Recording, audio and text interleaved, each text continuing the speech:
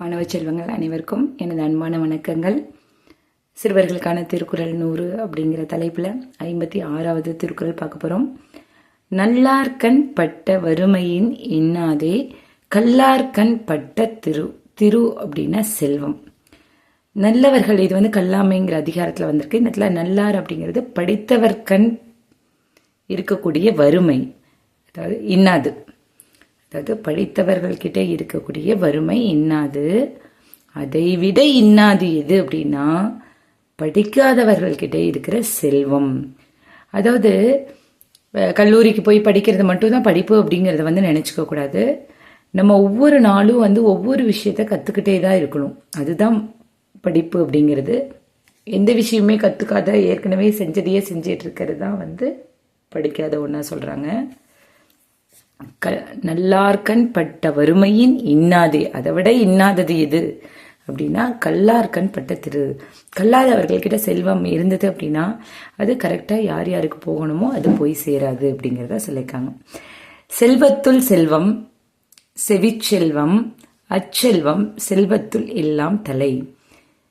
நிறைய செல்வங்கள் இருக்கு, அதுல எல்லாம் ஒரு செல்வம் செவிச்செல்வம். செவிச்செல்வம்னா காதால நம்ம கேட்டு நிறைய விஷயங்களை தெரிஞ்சுக்கிறது, படிப்பறிவு மாதிரி. அச்செல்வம் செல்வத்துள் எல்லாம் தலை. அந்த செல்வமானது இருக்கக்கூடிய செல்வங்கள் எல்லாத்துலேயுமே தலையாயது அப்படின்னு சொல்லியிருக்காங்க. செல்வத்துள் செல்வம் செவிச்செல்வம் அச்செல்வம் செல்வத்துள் எல்லாம் தலை. அடுத்த 58வது குறள்.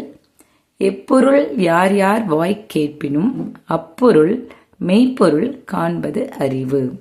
எப்பொருள், எந்த பொருளா இருந்தாலும் எந்த செய்தியா இருந்தாலும் யார் யார் வாய் கேட்பினும், யார் யார் சொன்னாலுமே அப்பொருள், அந்த பொருளுடைய மெய்ப்பொருள் உண்மை என்ன அப்படின்னு பார்க்கறது தான் அறிவு.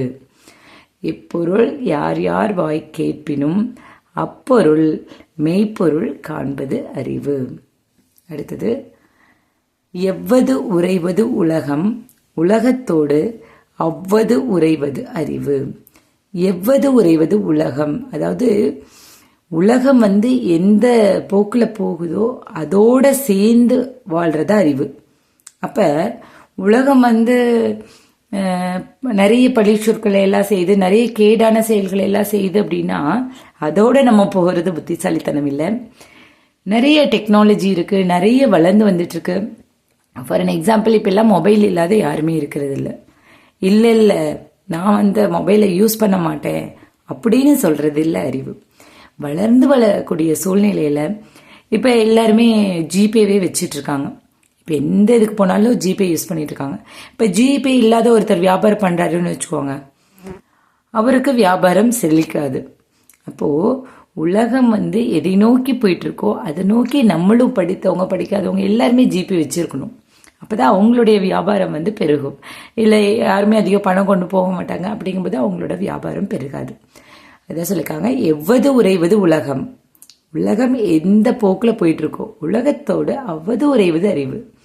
அந்த உலக அறிவை நம்ம எடுத்துக்கிட்டு இருக்கிறது தான் புத்திசாலித்தனம், அறிவு அப்படிங்கிறது. அறிவுடையார் ஆவது அறிவார். ஆவதுன்னு என்ன, ஃபியூச்சர்ல என்ன நடக்குது, எதிர்காலத்துல என்ன நடக்குது அப்படிங்கிறத அறிவுடையார் அறிந்து கொள்வார்கள். படிப்பறிவின் மூலமோ அல்லது செவியறிவின் மூலமோ அறிந்து கொள்வார்கள். அறிவியலார், அறிவு இல்லாதவர்கள் அக்தரி கல்லாதவர். அதை தெரிஞ்சுக்க முடியாதவங்க யாரு, கல்லாதவர்கள்.